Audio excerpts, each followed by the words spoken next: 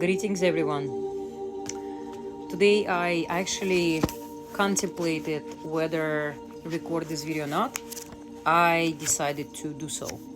So today it will be a little introduction to some of materials that you can dive into and get to know more about metaphysics, how to work with different elements, basically books. So it'll be like little, should I say, training or informative video. Yes, that's the right way. So one of my books I bought some time ago, it's called Witch.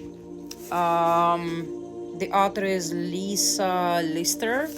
I think I bought it in chapter in Indigo. Pretty much sure that it was chapter in Indigo. Why did I pick this book? I like to read different opinions and different point of views of different women witches, right? So it talks about elements, it talks about different type of magic, lady magic, moon magic, moon mapping,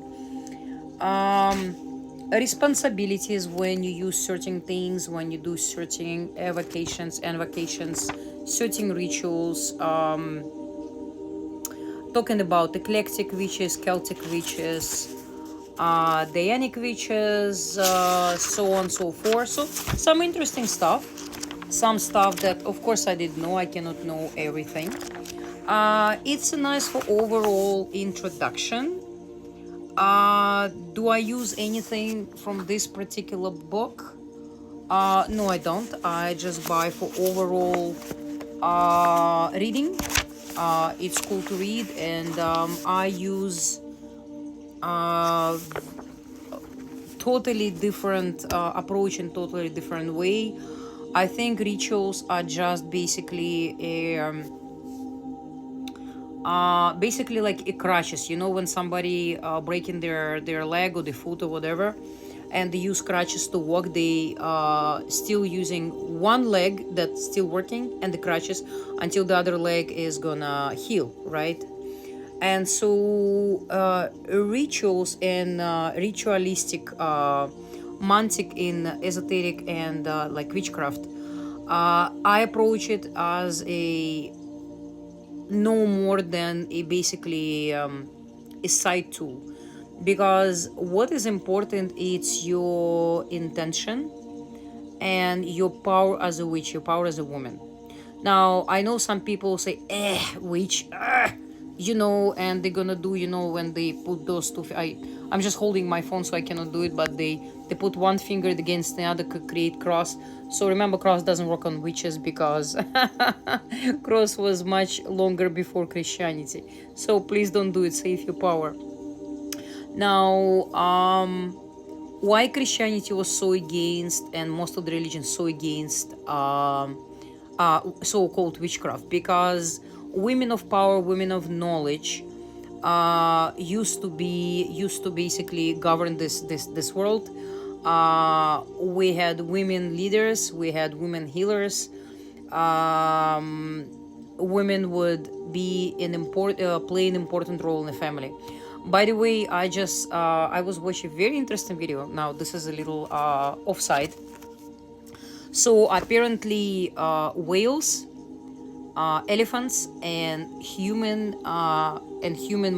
mothers, females, we all united by having period and then have a menopause. No other. So dogs, I think dogs bleeding to the end, like dogs, the female dogs. Same with cats, same with other animals in the animal kingdom. But whales, elephants, and human females, we intend to have menopause. And in those categories of the mammals, basically whales and elephants, and you know how intelligent they are, they rule by basically women, so female power, right? Not male power like we have here, churches, politics, all whatever it is. That's why we have so much wars, we have so much disaster, because why in animal kingdom female leads the pack or female leads the herd is because female designed, made to protect the hurt, to protect the weakest, the oldest, whatever. Because women intend to have a capacity of empathy. We empathic creatures. Men are either trained to be empathic, right? Or they are again trained, or they brought up, or they were growing up with a lot of females, and they basically develop empathy. But men naturally, they are not empathic creatures. Sorry for saying creatures, but okay, mammals. So men usually they're good at war, they're good at fighting, they're good at arguing, they're good at disobeying, they're good at leaving behind their families and children. Some of them, not all of them. So why elephant choose female as a leader? Because of empathy, because of capacity of empathy and love and understanding. Same with whales, and they're those two type of mammals incredibly intelligent. So why in the human world number 13 was abundant? Because we have in a year, we actually don't have 12 months, we have 13 months. There is a 13 lunar cycles. Same with the women menstrual period. There is a 13 menstrual period within a year.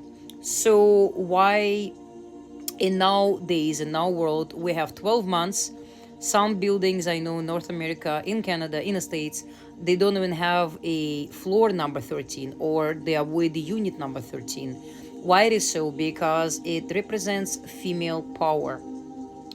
Okay, and so why when people hear name beach, there's like, even some women they do that. A lot of women do that. It's like, oh, it's dark. No, it's not dark. It's a knowledge. It's a power. It's compassion. It's a knowledge about elements. It's a union with elements, with earth and the sky, right?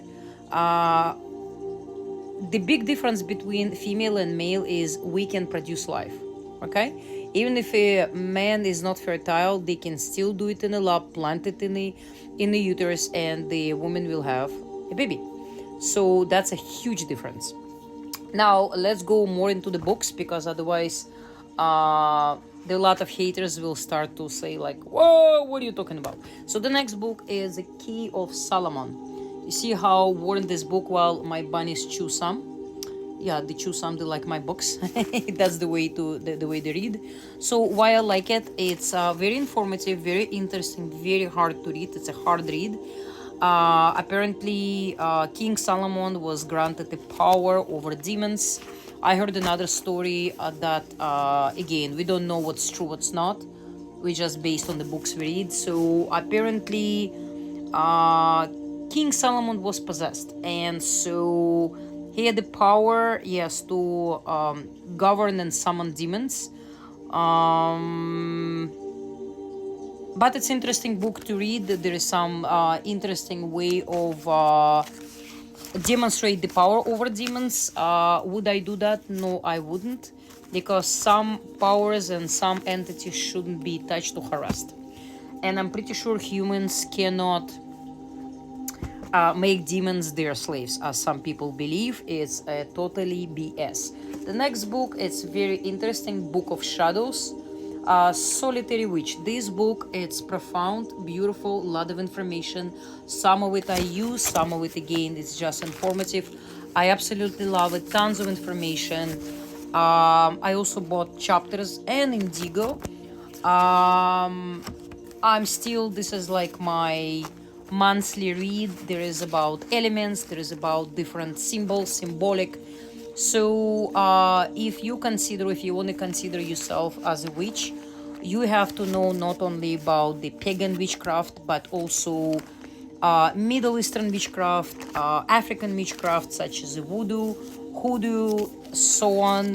You have to be friendly and at least understand elements, how to work with them, how to work with different entities, or at least how not to aggravate them, and how to gain your own power so that we not beg other deities or other creatures, and work on our own energy, our own knowledge, our own power. So that was the short video about books I read. I hope you like it. Like and subscribe.